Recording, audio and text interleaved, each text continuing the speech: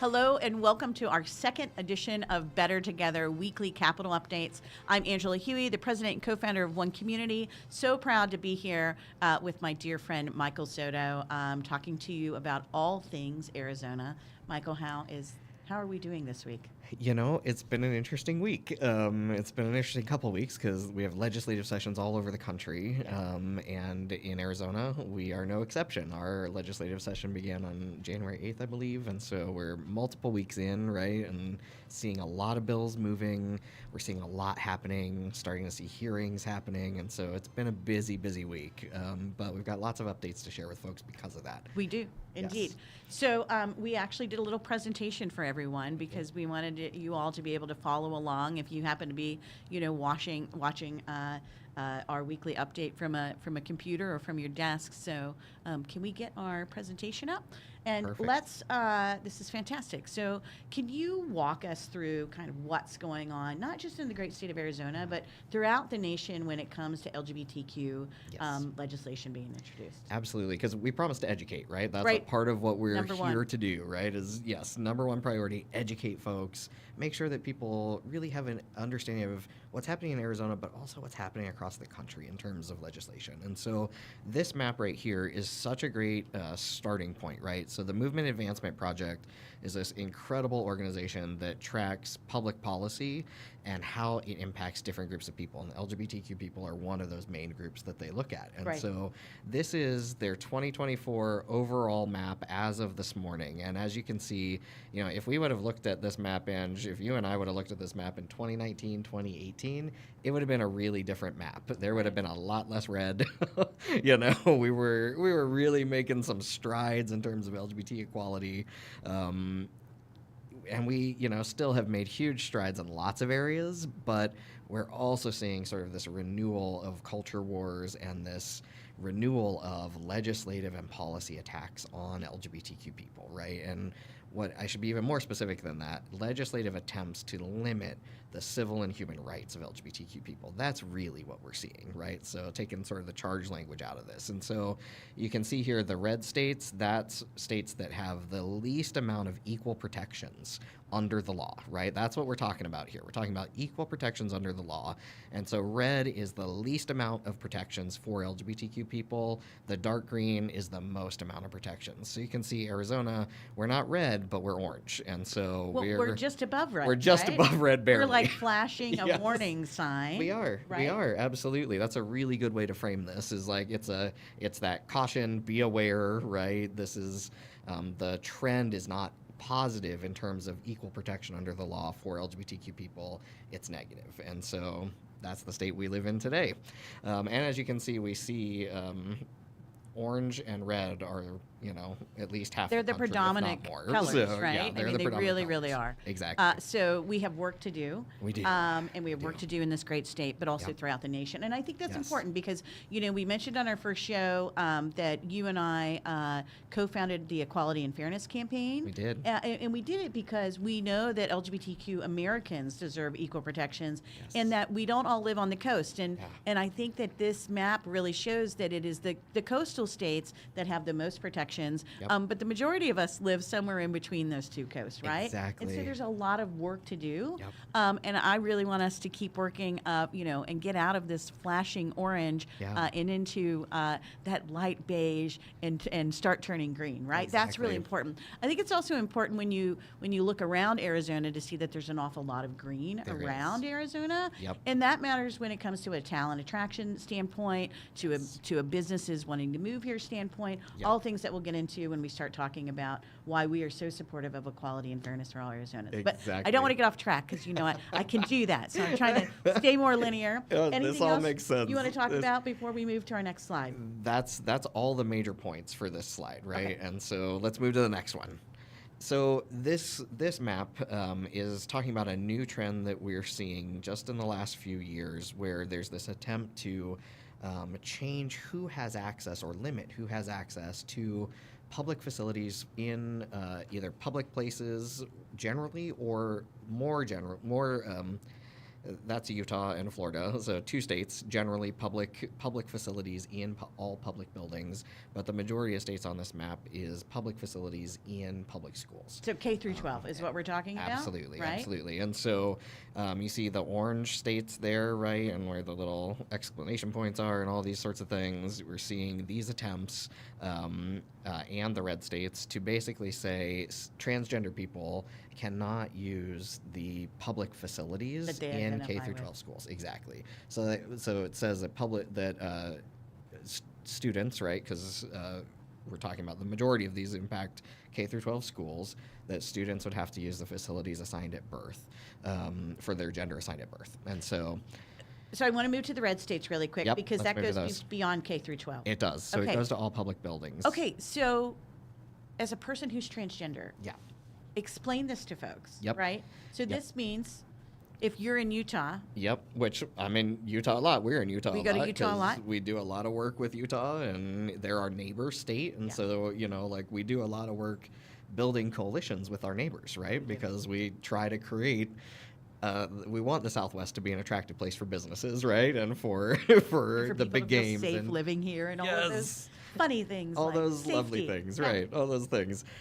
So the next time you and I are in Utah, when we go to a public building, technically, if I use the men's room, I will be breaking the law. Wow.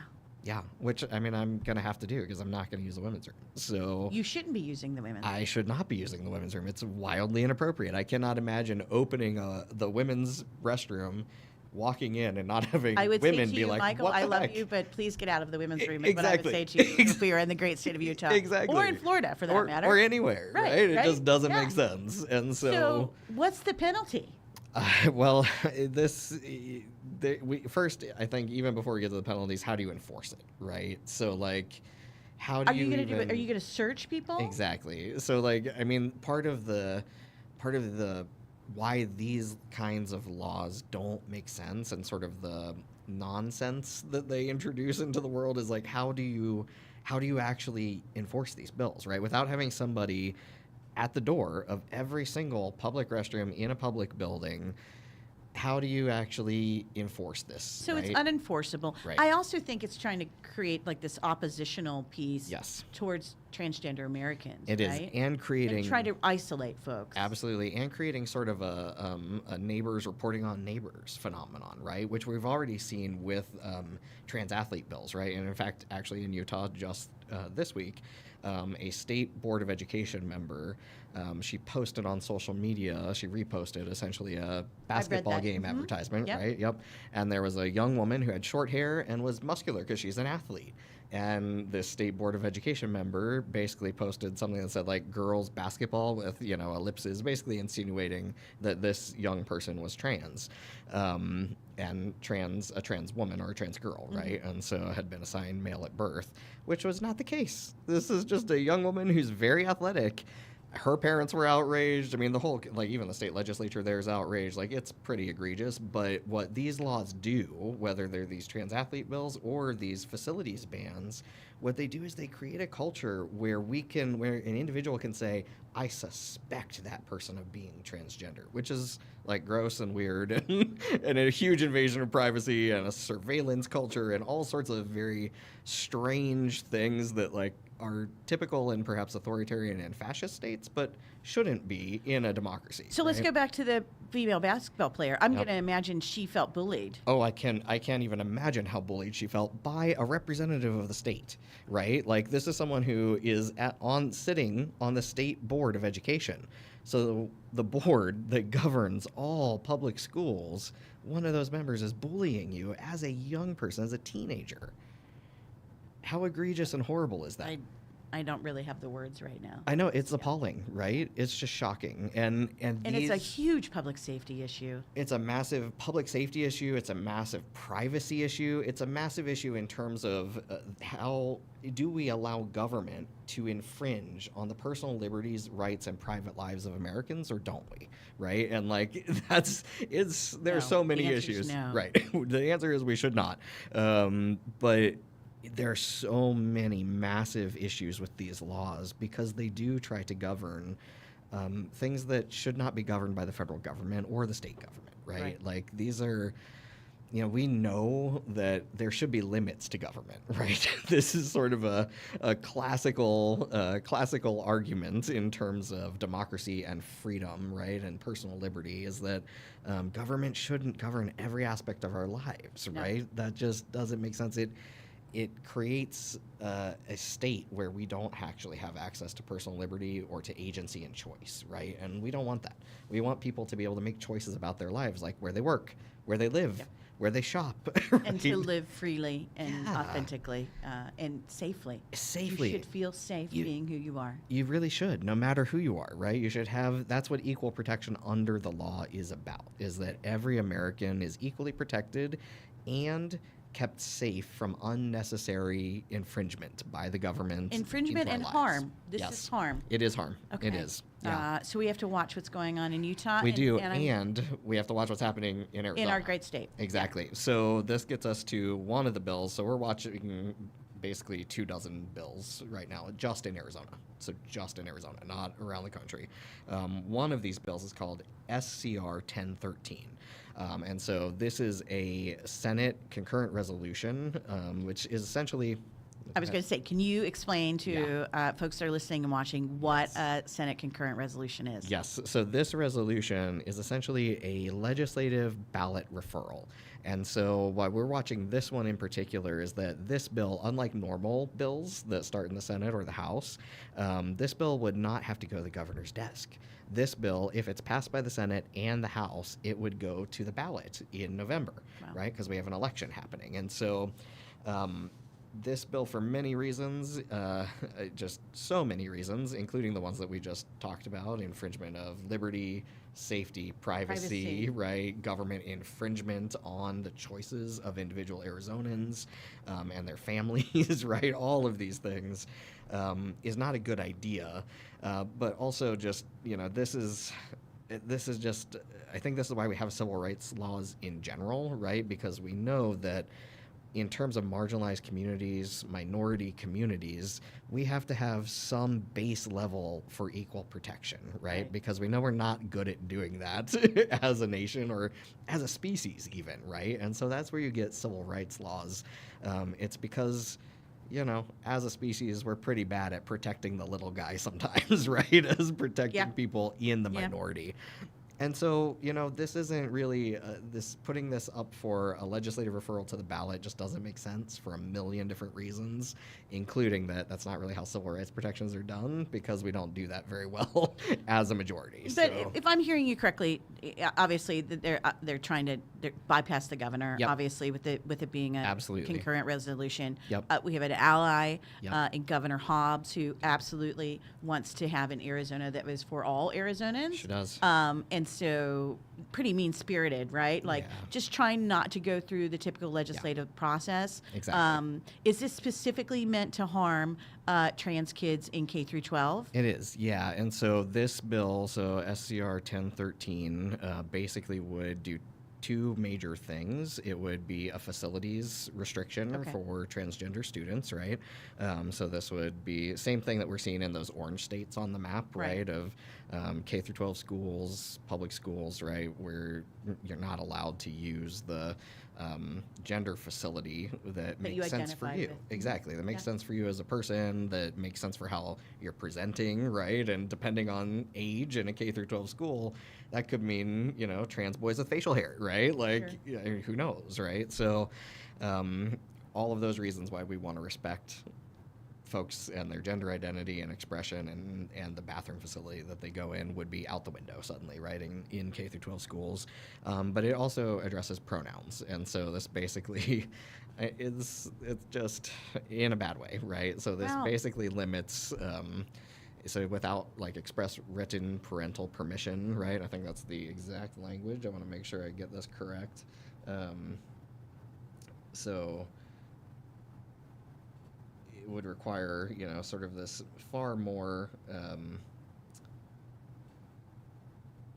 just far more restrictions in terms of pronouns usage in schools, and it establishes some rules on that basically would penalize very well-intentioned teachers and school administrators and workers, right? Folks who dedicate their lives to working with kids, if they want to be respectful of, a kid's pronouns or even a kid trying out different pronouns, right? And you and I very much believe that parents should be involved in that process, Absolutely. right? But we also don't want to be penalizing people that work in schools for being respectful towards young people. This egregious penalization towards anybody that has a relationship of any kind with trans kids is just pretty mind-blowing. It is. My head is going just in a million different places. So what percentage of the population are transgender Arizonans or Americans? Do we have an idea? The U.S. Trans Survey from 2022 just came out. I actually haven't even had time to read the top findings yet, but the truth is we don't know the exact number because the census, just like lesbian, gay, bisexual doesn't people, ask direct questions. Exactly. Got it. Doesn't track us. But we're a teeny tiny percent of the population, right? We're like 1%, 0.02% perhaps. Like we're a very small percentage of the population. Yeah, I go back to the Arizona Interscholastic Sports Association when they had the K through 12 transgender sports policy in place, right? And the work to unfortunately pass a bill and have it signed into law by former Governor Ducey, banning trans kids from playing K through 12 sports. Right. And as I recall, my numbers might not be absolutely spot on, but I think like their policy had been in place for something like 6 or 8 years. There's 170,000 kids that play K through 12 sports, and in the 6 or 8 years that the Arizona Interscholastic Association had their transgender sports policy in place, it was something like 8 kids had come in front of the board or the association to receive permission to play based on their gender identity, and it was like 6 kids had received permission. Exactly. Right. Exactly. So how many millions of dollars would it cost taxpayers to run this SCR 1013? I mean, it could cost Arizonans not only in just running this as a ballot initiative, but also in actually making it happen in terms of policy, right? Because like we just talked about with the Utah policy, how do you enforce this, right? How do you actually, like, what are the mechanisms that K through 12 schools would need to change in order to enforce both of these pieces, right? Are you going to have like a security guard standing outside the public every restroom? single girls and boys bathroom in every, like how do you do? I mean, there's not enough funding for public schools now, exactly. Right? There's not enough funding to buy like markers and like construction paper or like the basic things. You have to likely pay for security guards. Who knows? And then these 2 states, the Florida and the Utah, they passed this through their legislators, meaning their governor signed this. Their governor signed this. Yes. Okay. And again, this SCR 1013 was to bypass taking it to the governor. Exactly. And then essentially the Arizona taxpayer to pay for this. And then, don't we have a budget deficit this year as well? We do. Like is it $1 billion? We're huge. It's our budget deficit. Okay. Yeah. So it really just doesn't make sense fiscally in any way, right? Oh, it's so from implementation mean-spirited. to running this, absolutely. It just like there's no need for this. And again, right, we come back to there's so many why. Exactly. We come back to the why. There are so many myths out there about trans people in bathrooms and how we are a danger to the general population, which we know isn't true, right? We know that it's actually trans people that face danger in bathrooms. Absolutely. And we also know that we have 11 municipal ordinances in the state of Arizona, and we'll talk more about this as we get into talking about equality and fairness for all Arizonans, but there has been a ton of reporting done. There's 330 municipal ordinances across the nation. I think there's 21 states that have enacted statewide protections. There is no increase in any public safety issues in public restrooms or public spaces or like locker rooms when transgender people use the facilities that they identify with. Number one. And number 2, it's against the law to harm people. Period. And that doesn't change. Exactly. It's always against the law to harm other people. Yeah. Like that is just against the law. It's a crime. And so it just There's doesn't no there change that. there. There's not. This is absurd and it's harmful. And I think what makes it even worse at the end of the day is it is about fundraising for a culture war based election campaign for state legislators. And that's so craven, right? That is so unethical, right? And in fact, I think immoral to essentially base your entire campaign and your fundraising mechanism On harming people. on bullying children specifically. Children. Right? Harming on bullying children. children. Like, Yeah. this is gross. Yeah. It's not the Arizona I think most Arizonans want to live in. It's not the Arizona we want. It's we want an not. Arizona that celebrates and respects and protects us all equally, right? Exactly. Okay. Exactly. Yeah. Anything else to talk? Anything more on this slide? I think we got that one really good.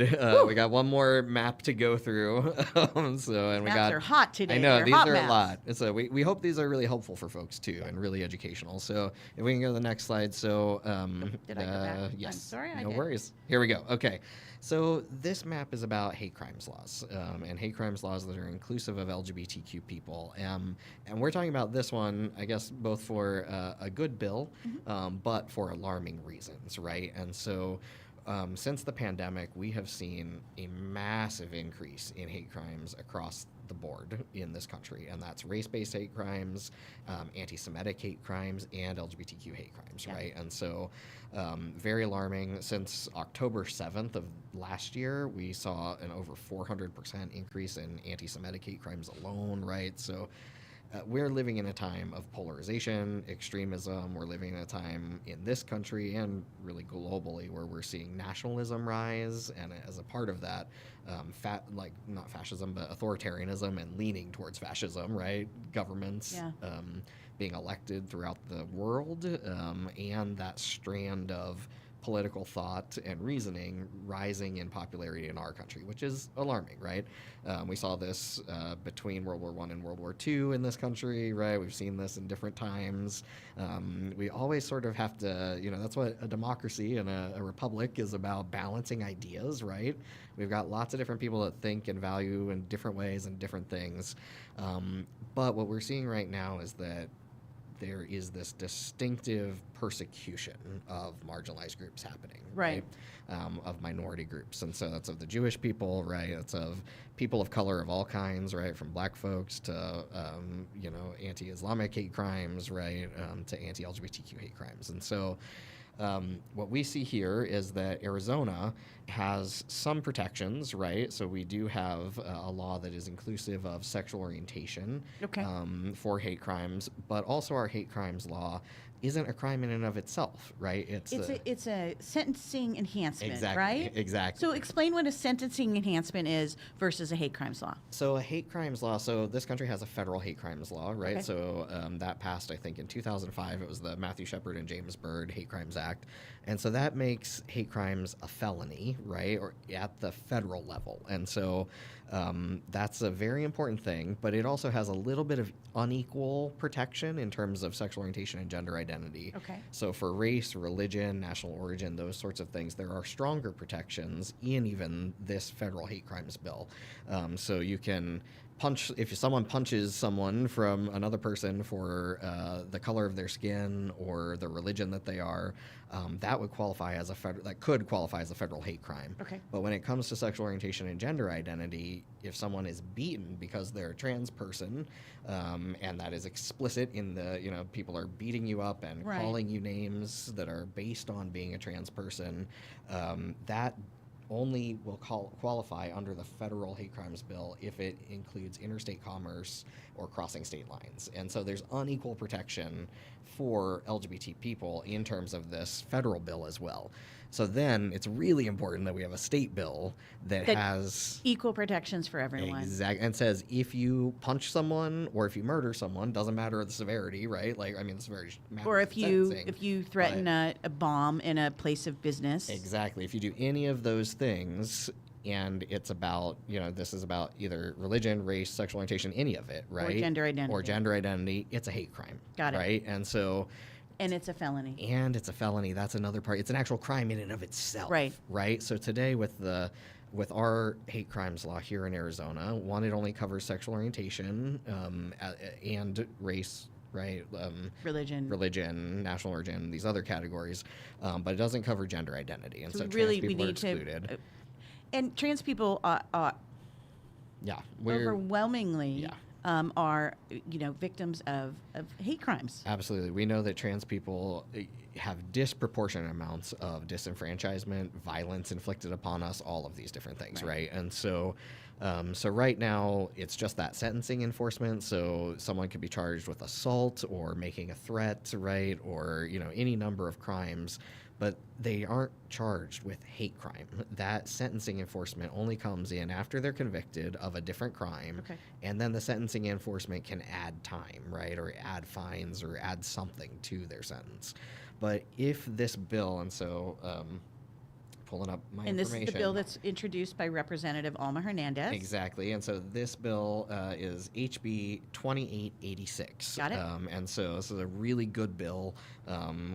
We support it because we think that a hate crime should be a hate crime. Well, I mean, we spent so much time last year working with local police and FBI agents because there were threats and the warrant of attacks against LGBTQ plus people throughout the state of Arizona. Yep. And the great news is most people didn't hear about it. That means that working with local law enforcement and working with federal agencies was really helpful in dissuading these, potential attacks. But so many folks heard about, what happened to our good friends at Brick Road Coffee, and I think there was Bookman's in Tucson that had to not do an event that they had planned because they were threatened as well. And so it's important that if you are attempting to harm folks and it's because of their sexual orientation or gender identity or any of the other reasons that are stated, including religion and race and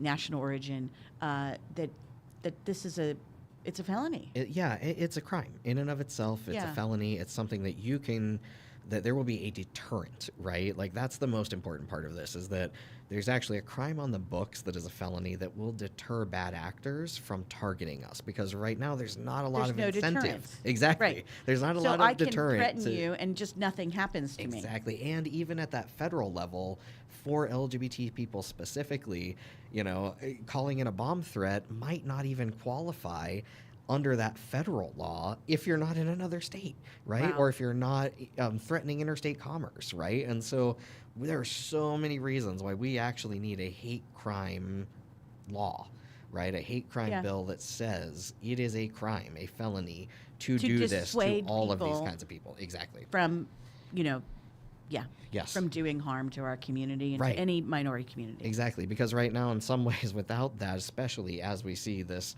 rise in nationalism and white supremacy and authoritarianism and all these things. ridiculous bills like SCR 1013 that's meant to do harm. That's meant to do harm to minority communities, to marginalized groups. We see an incentive actually happening for bad actors, for scary people to harm all of us, right? And so this bill is designed to deter that, right? It's really designed to say, hey, no hate in our state, right? Like, it's not acceptable. Again, we want to be a state that welcomes and celebrates, respects, and protects us all equally, right? Exactly. So this is about equal protections. It is. And it's about having just a equal hate crimes bill. And hopefully that makes it to the governor's desk. We hope and so. The bill number again, Michael, for us to watch out for? HB 2886. Awesome. And if you go into the request to speak system, you'll see we officially support it. Absolutely. That we are there cheering it on. We hope everyone else will sign in to the RTS system. It would be great to have Representative Hernandez and some of the other bills co-sponsors on, when they have time. That's why we're doing the shows on Friday. Yes. And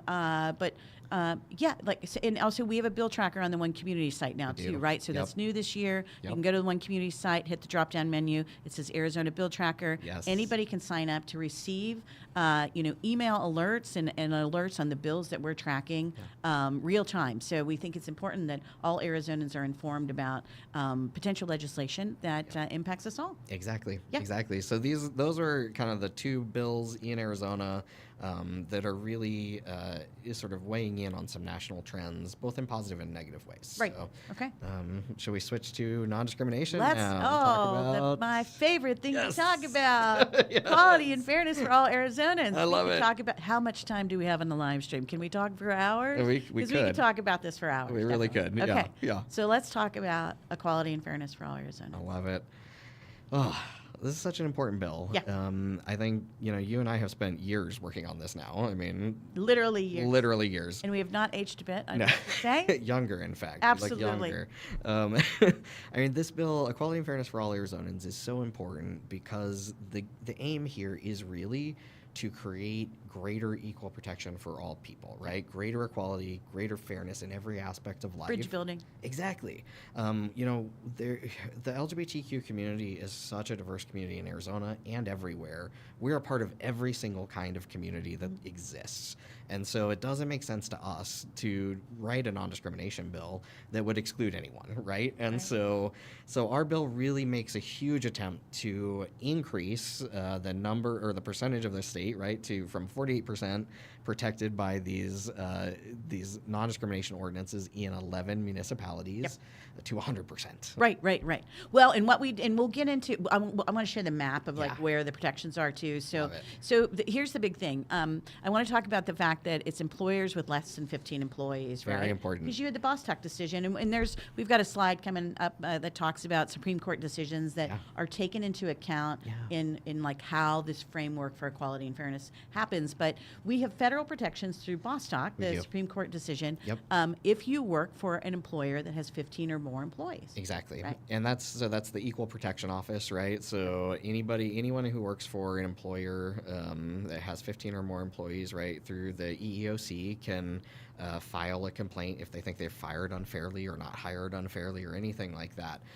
But again, that's 15 or more employees, and that's not most businesses in Arizona. So many of us work for small businesses, Yes, right? we do. Yeah, we're a small business, right? Yes. So it's really important that we bring that number down. Exactly. So employees that work for businesses and organizations of all shapes and sizes have better protections, right? And we found that, I think it's really important to note that we have found, I think, in every municipality that we've worked in that has had this lower number from 0 to 5, we found widespread support by small businesses because small businesses know how important it is to treat your employees well, right? And to value all people that work for you. And so pretty simple stuff. It's really just respect-based, right? It's respecting all human beings. And so this is a really important feature of this bill because federal law through a Supreme Court, decision doesn't. We've learned with Supreme Court decisions, if they're not codified, they can be rolled back, They right? can. So even that Bostock can be rolled back. Exactly. Right? Exactly. So we need to codify this at the state level, and we need to codify this at the federal level. Right. And we want to bring it down to 5 because there's 11 municipal ordinances, right?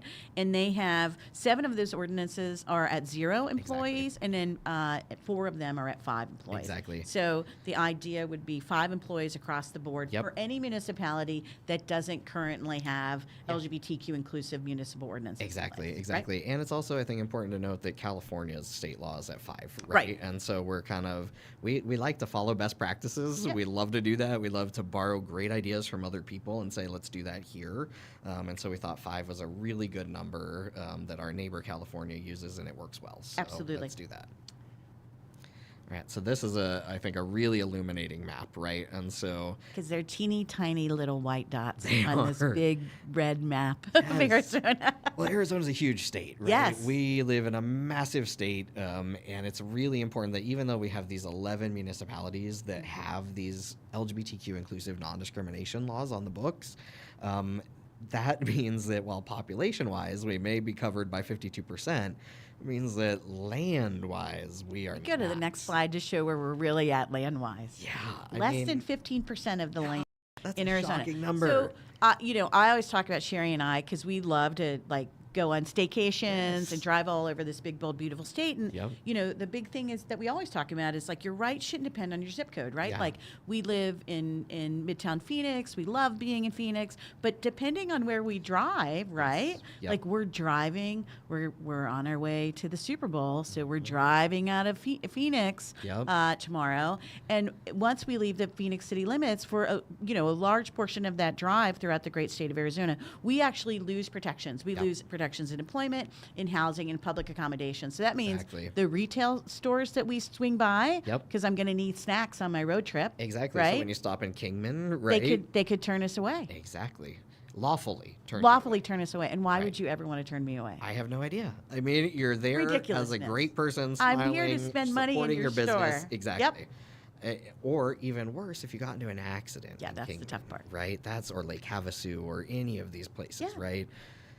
What if the emergency room doctor said, "Oh, you're two gay women. I don't want to Yeah. serve you." That would also be lawful. Right. And Well, that's I think the point is, it's not that it would be lawful. It's not unlawful now, right? Right, And right. so There you go. that's why it's It's so not important to unlawful. have these protections, Yeah, right? And yeah. we need them sooner rather than later, Yes, right? exactly. Our job, I think, is really to get the most protections for as many people as we possibly can, as quickly Yes. as we can. Exactly. And that's why equality and fairness for all Arizonans makes so much sense, right? Because it establishes that you have to serve everyone, Yeah. right? Whether you're a grocery store, a convenience store, an emergency room, right? You've got to treat everybody equally. Well, and, and thank you. And talk about public accommodations for a second, because I Yeah. really think that the definition of public accommodations, or really the umbrella term public accommodations, so many of us just don't understand. I think a lot of times Absolutely. public accommodations,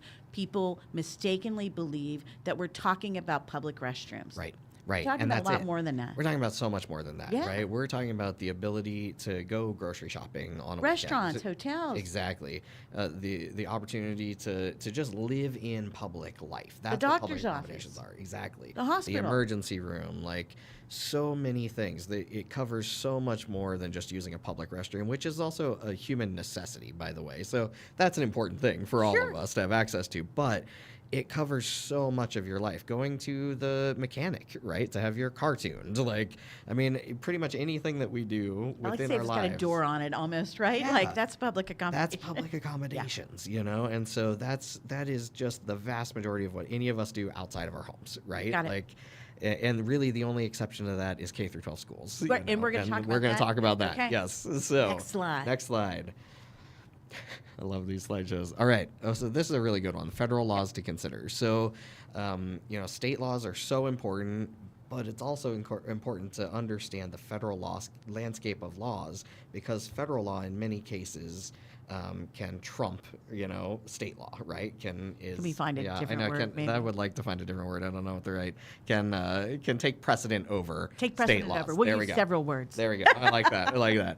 So this slide really shows some really important decisions that have been and laws that have been passed. And so the first is the Bostock decision that was from 2020, and this was a good 15 employees. 15 employees or over. You have to equally treat everybody, right? And In so employment that's and employment only. employment only, exactly. Got it. And this is LGBTQ inclusive, right? Right. And so this adds that piece to existing civil rights law that included race and religion and national origin and all sorts of things. Then we go to a unanimous Supreme Court decision, which is This is such an important decision. this is a really important decision because it deals with that public accommodations piece, right? Yes. And so this was a unanimous decision, and that means that both the conservative and the liberal or progressive justices decided together on the same side, which doesn't happen a lot these days. So this is important for that reason. Very infrequently. Yes.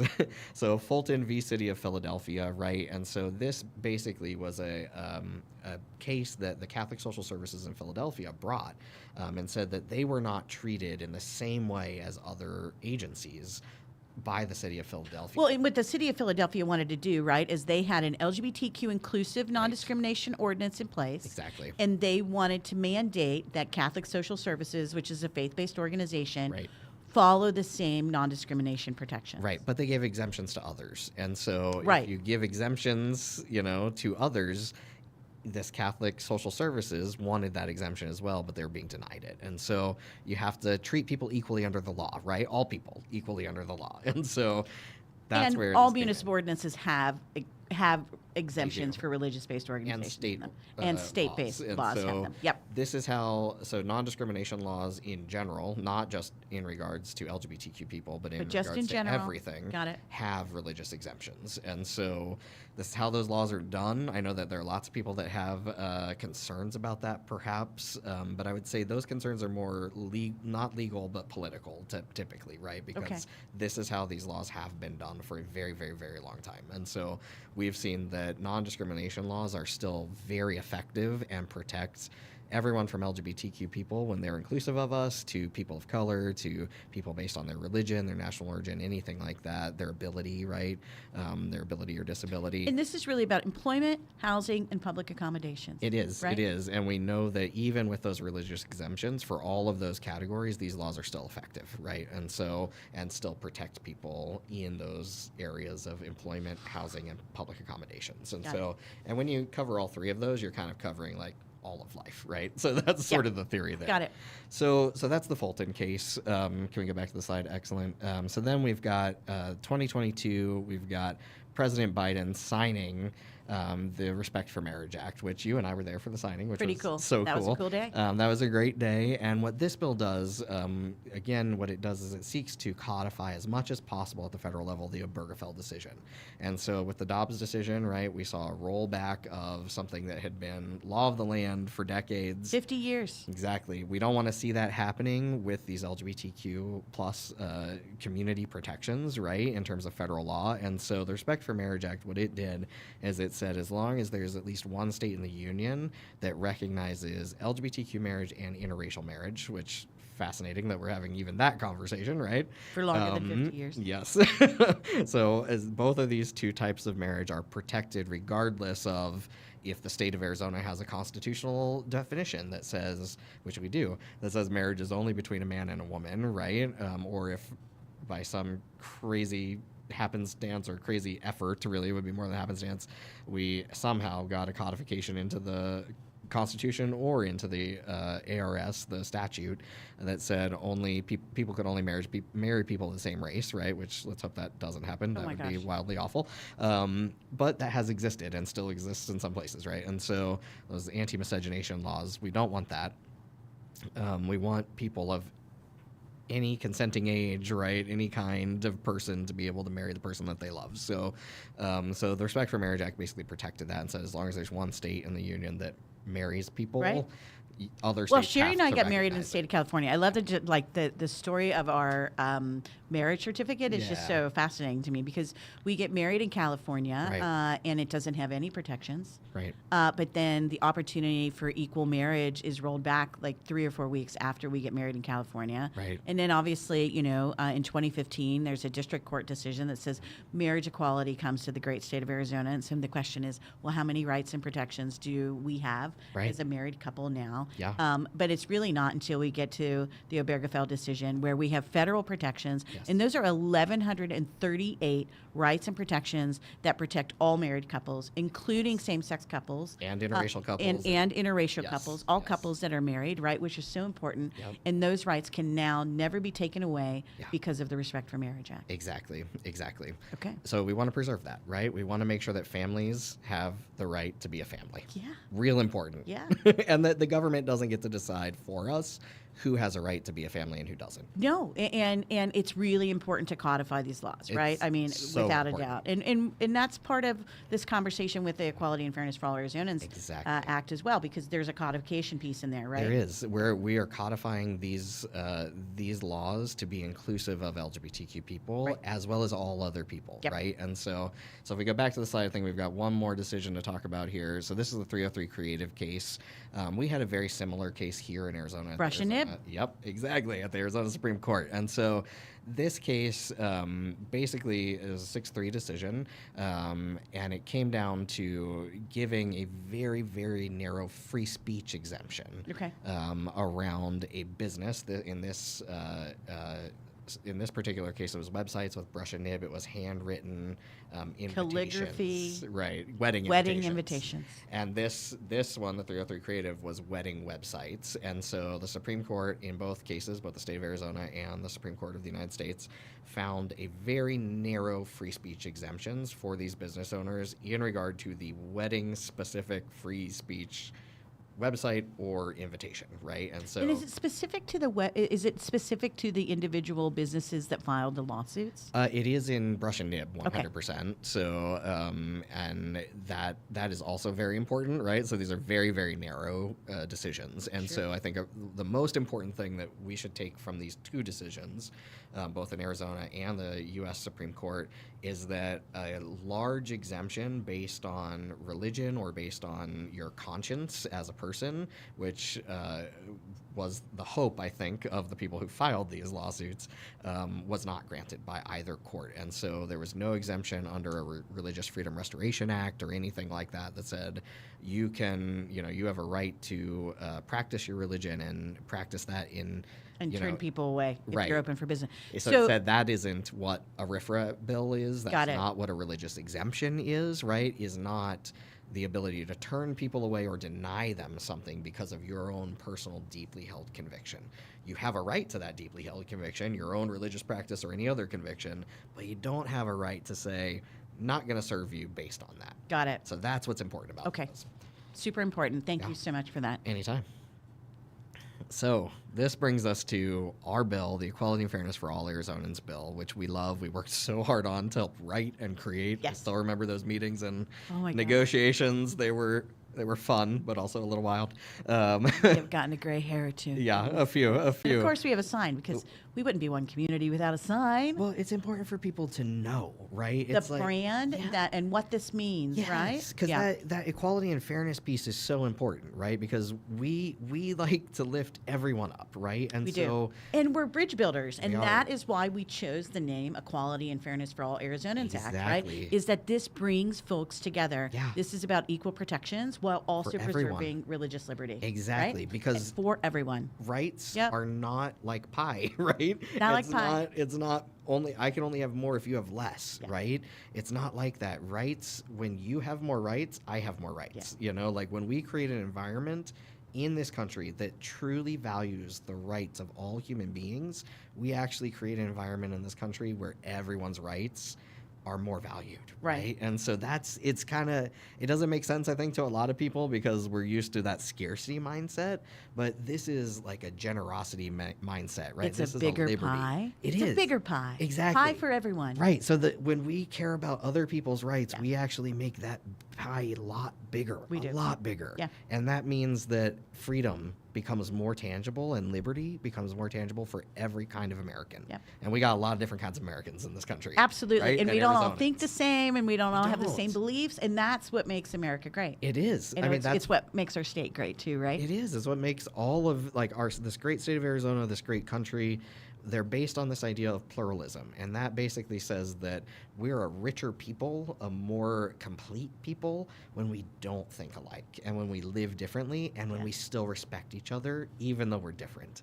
That's such an important concept, and it doesn't exist everywhere. I think we kind of take that for granted a fair amount these days, but it doesn't exist everywhere. And so this is a really special thing that we should work to protect, and that's what equality and fairness is all about. Well, it is, and I want to make this point too, because sometimes people say, "What's in a name?" Yeah, and I say a lot's in a name, right? Oh, absolutely. So it's equality and fairness for all Arizonans, and to your point, we've worked for years to get to this point with so many different stakeholders, the LGBTQ plus community, business leaders, faith leaders, to get to this place where we feel that we have really created a bill that we can get to the governor's desk. Absolutely. And you'll notice that we say statewide by 2025, right? Yes. Because we're not in the current climate to get it done in 2024. Our job is to educate and have a cup of coffee or non-caffeinated beverage with every Arizonan that wants to have this conversation. If anybody ever wants to walk through the bill line by line, it's super geeky and we love to do it. So we are here to educate folks and answer any questions and really hear how people feel about I think the really in-depth bipartisan framework that we have put together with equality and fairness for all Arizona. Exactly. Yep. We love doing that. So open invitation. We're in. Okay. Excellent. Support matters, Michael. It really does. Speaking of LGBTQ plus Arizonans, to have the support of, 3 so respected LGBTQ plus organizations as we introduce equality and fairness for all Arizonans this year, I think is super, super important to us. So it is. And I think something that is really important when you're crafting state policy, it really matters that Arizonans support it, right? Because we have seen for decades now, right? This started, oh my gosh, so long ago. But we saw the sort of importation of ideas through bills. SB 1070 is a good example, right? The really bad anti-immigration bill that we saw more than a decade ago. Yeah, 2010. So crazy that it was that long ago. Wow. We saw that coming in from outside groups, right? Yeah. From people that didn't live in Arizona saying, we think this is a good idea and we want to test it in your state, right? We see that a lot. That's not a great way to legislate. We don't love that. We actually think that people in their states should be a part of crafting the solutions that are best for their states legislatively, and that then that should bubble up federally, right? That the different states should be a part of creating federal solutions, So not the top reverse. down, right? No. We don't like top down. We We believe want that in bottom up. absolutely. Because we are closest to the problem in Arizona, right? And so we should, Arizonans should be creating that policy to solve these problems in Arizona, and then we get to the best federal solution when people from Arizona, Wyoming, West Virginia, right, all of these different folks come together and say, here's what worked in our state, how do we put all these ideas together to create good federal legislation? Right. So that's a really important part of this, and that's why it's so special that these three incredible, amazing, these are some of the biggest organizations in Arizona. Yeah, they're really well respected. They're so well respected. That's so beautiful. And when you see like this whole group of amazing LGBTQ Arizonans and these amazing organizations supporting it, it really matters. Yeah, absolutely. Yeah. And this slide is going to grow too, Yeah, because we're getting ready to launch our sign-on letters so that everyday Arizonans, businesses, and organizations from around the state can voice their support for equality and fairness for all Arizonans. I think it's really important that our elected officials hear from Arizonans from all over the state about that, how much they support equality and fairness for all Arizonans. It's incredibly important. Yeah. Lifting everybody up. There we go. All right, next up. So this is really important. So we want to give you, sort of an overview of what our bill does, Equality and Fairness for All Arizonans. It does several very important things in terms of ensuring that non-discrimination law statewide is protective of LGBTQ people and all people. And so, like we've talked about, it lowers that number from 15 to 5. Right. Which just makes sense, right? Covers a lot more people that way. Absolutely. And that doesn't just apply to a person's sexual orientation or gender identity. Exactly. That's bringing that number down for a person based on race and religion and ability, everything. Ability, all of these things, making sure that we have just safer and fairer employers of all sizes, right? Exactly. Like we've said, it adds explicitly protections for sexual orientation and gender identity and creates protected classes under the Arizona Revised Statute, which is our Arizona state law. It fully protects LGBTQ people then because of that in terms of employment, housing, and public accommodations, which is huge. That's basically all of life, right? Absolutely. It also increases workplace protections for minority faiths, especially for indigenous faiths or for faiths that, like the Sikh faith, right, that have different requirements in terms of grooming and perhaps dress than are widely accepted in sort of Western ways of doing business. And so that's really important. If you can't cut your hair or shave because of a part of your religion, right, or if you have special ceremonies like indigenous faiths do where you need different kinds of time off, that's not protected right now in the workplace. And it should be, right? It should be, yes. And I think it really goes to what our mindset is, too, that equality means equality for everyone. It does. So while we're an LGBTQ-based organization, we like to say we're an LGBTQ-inclusive organization, this is about equality for all Arizonans. And I think I love this piece in the workplace in protecting, religious minorities and people of indigenous faiths. Me too. It's so important. I mean, the majority of firings that are based on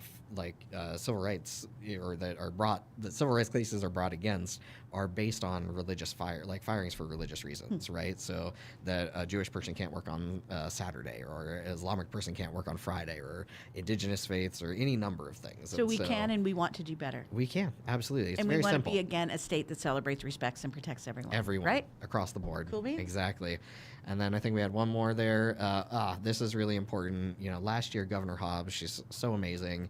She signed a wonderful executive order that banned conversion therapy for youth, right? And that said that the state of Arizona will not support that through its agencies and all of these things. And this is licensed practitioners. Absolutely. Licensed practitioners. The state of Arizona is not going to, support that through licensing or supporting it with public money, anything like that.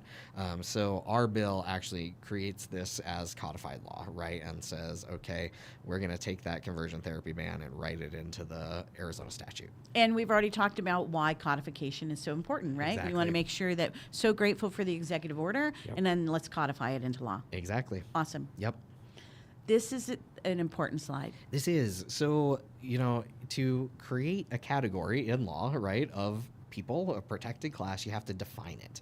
And you have to give a good definition, because if it's, it's going to stand, you want it to stand through judicial challenges, right, or any other challenge. And so you want to be really thoughtful in how you craft that definition. And so gender identity is one of the terms that we have to define in our bill in order for it to become a protected class. Got it. And so we tried to be really thoughtful when we created this. And so what we did is we looked at existing law, again, just like we did with the number, right, for employment.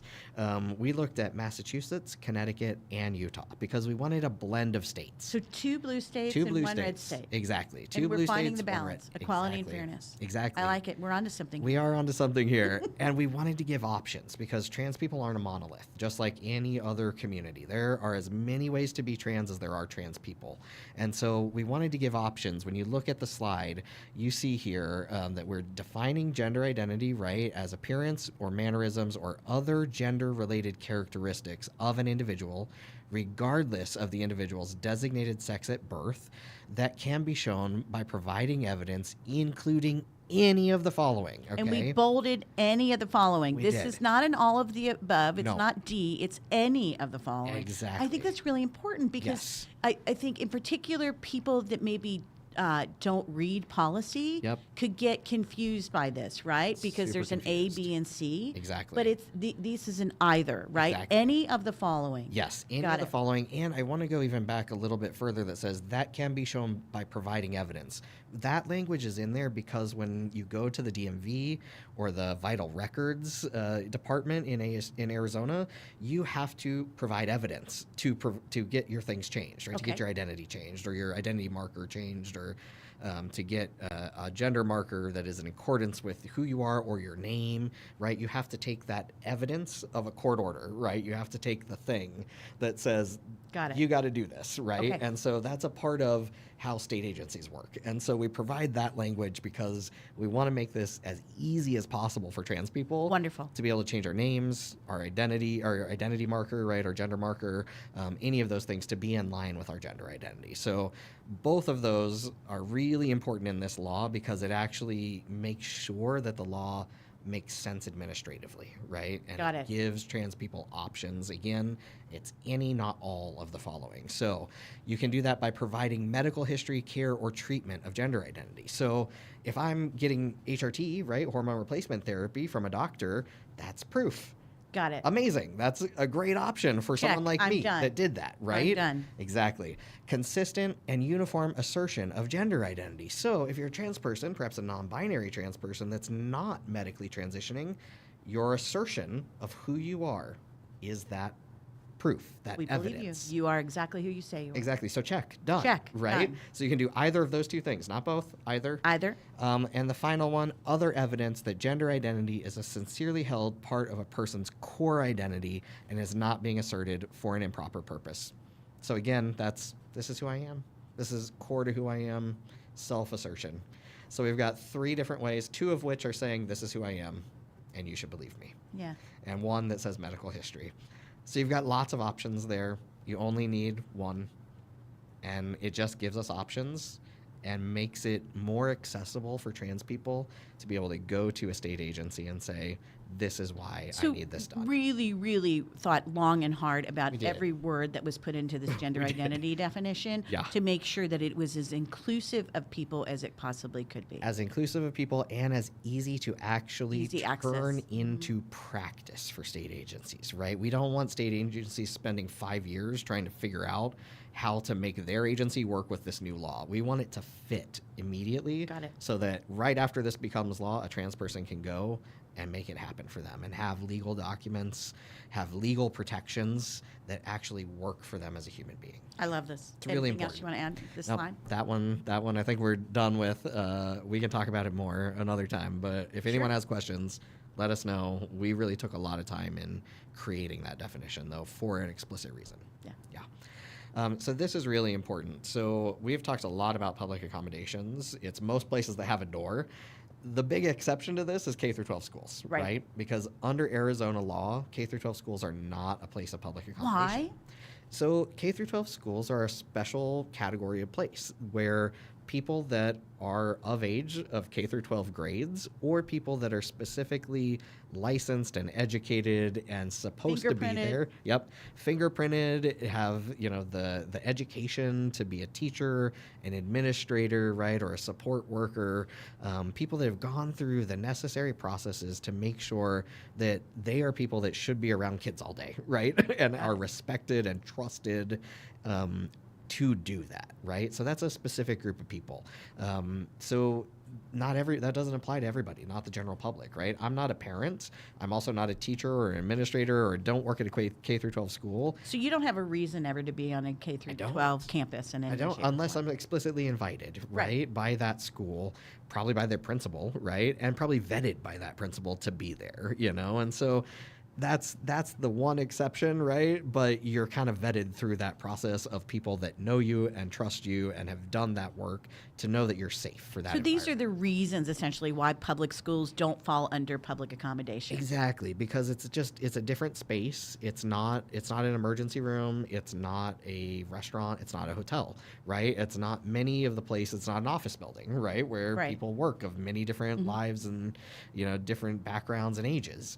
This is a place that's age restricted, right? And the adults that are supposed to be there have to go through a process that says they're safe for those kids to, and to ensure that safe environment. Okay. Yeah. So because public schools are not public accommodations, that means that our bill does not address public schools. Exactly. Okay. And because of that, doesn't address a lot of the bills that are aimed specifically at public schools, right? And it's not that we don't want to do that work. We just know that it's a different area of law. It's a separate vehicle, right? Exactly. You need to use a separate legislative vehicle. Exactly. Got to it. do that work, which is great work. You should do it. We should do it. Everybody should be interested in that. We're supportive of it, but it's a different bill. It's not in a non-discrimination bill. Exactly. Okay. So we've set up all the whys. So because of that, our bill, just go through the things it does not do. Yes. So it doesn't cover K through 12 athletes, so trans athletes in schools, right? A few years ago, we had a bill pass that's actually been challenged by the courts effectively here. So, so that bill is not currently being enforced, right? That law is not currently being enforced, but it did become law that limits the way that trans athletes in K through 12 schools can participate in sports. Got it. It doesn't address pronouns in K through 12 schools. This has become kind of a new thing of what's the balance between being respectful of a student, making sure their parents are informed, and teachers and administrators, how do you kind of figure that mix out to make sure that parents aren't excluded and that students are respected, right? Which is that's the balance we're always going for, right? We believe that all young people are going to be more successful adults when they have family support, including LGBTQ kids, right? And we know from experience that parents of all walks of life can get there to support their kids. So it also doesn't address the bathroom or locker room, kind of laws like the SRC 1013. So both the pronouns and the bathroom, which again fall is under specific to K through 12. Specific, yes. But it does address, our bill does address public restrooms. Exactly. In public accommodations. Yes, So it's in just public anything places, outside of public schools. Exactly. Got it. Public schools are a different thing. And then it doesn't address language usage in K through 12 schools or curriculum. And so we have seen in the last 2 years about sort of a renewed interest in restricting books that K through 12 students have access to. I remember this from the early 80s, and this is something that I think was much more.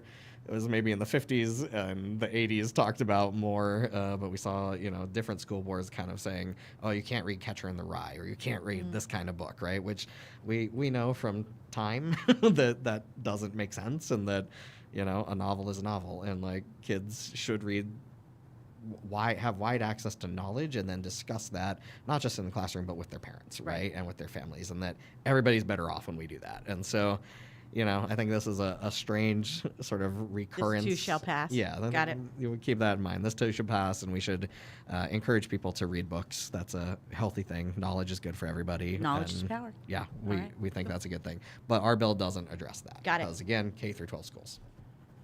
So.